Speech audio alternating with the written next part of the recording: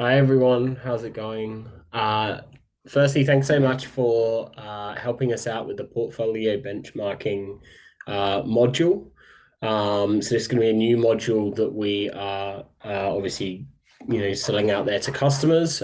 So yeah, just want to get your guys' feedback around, what you think for this.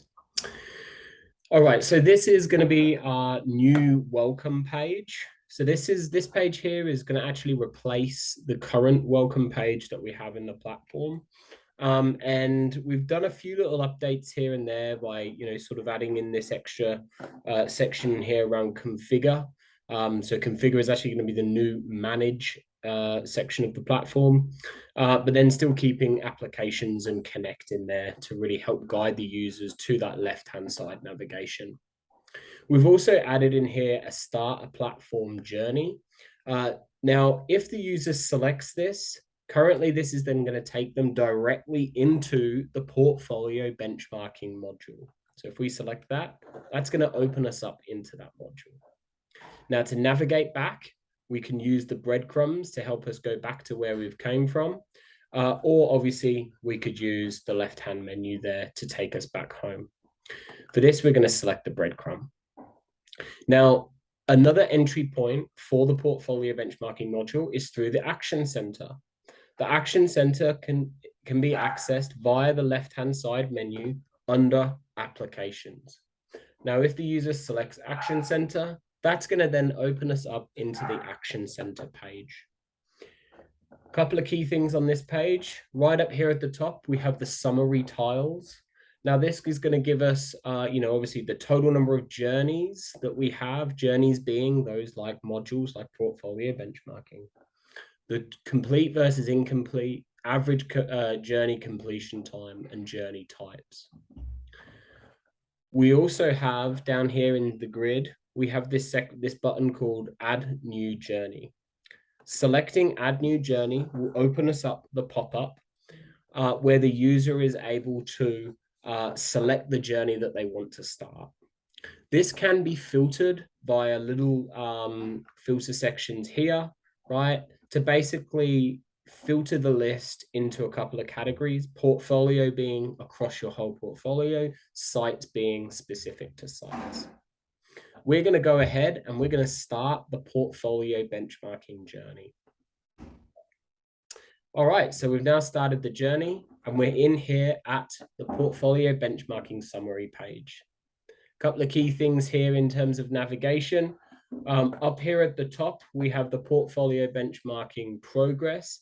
This is basically going to track your percentage of the way through the entire journey. Coming down here, this is this step sort of wizard. This indicates which step the user is on within that journey path. In the middle of the page, we have a progress tracker here, again, just telling you the progress at each step. All right, let's start this journey. First thing that we need to do is add a site. Selecting add sites will open us up into the add site wizard. This is the same wizard as we have for manage. What we're displaying here is just a slight update there on the UI, but it will be leveraging the same wizard path.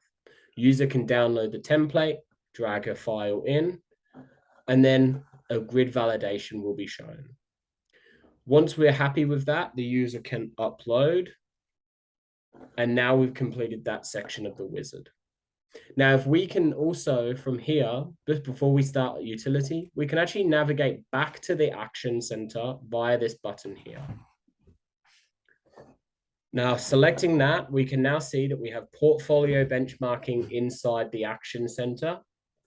We can open up the Action Center content, also open up the portfolio benchmarking contents, and we can see that we have the site details here complete. We can also see that the other subsequent steps are incomplete. For us to continue that journey, we can select the Continue Journeys button here to take us back into the workflow.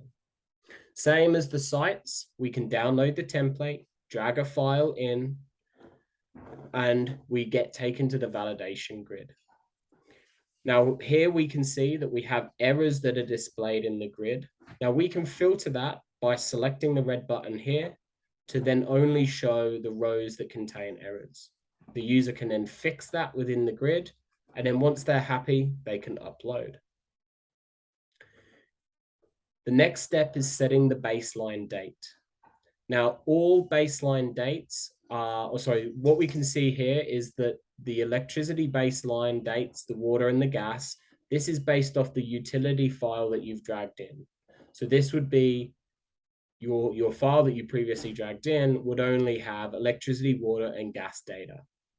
The dates that are pre-filled are the first date the first date recorded for that particular utility type. The user can actually edit this data by selecting on the date input and then changing it to the date that they want.